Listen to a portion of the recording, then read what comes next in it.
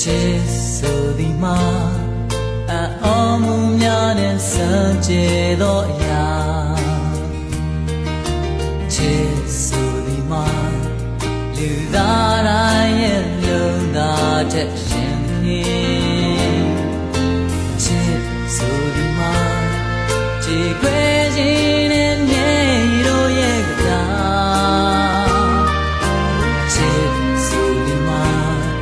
ခံစားချက်တို့ငွေပွားနေရချစ်ဆိုသည်မှာကြည်နူးကြတဲ့ခိုင်လာမင်းကြားချစ်ဆိုသည်မှာဝမ်းနေတဲ့အခါနေမင်းကတိကတာ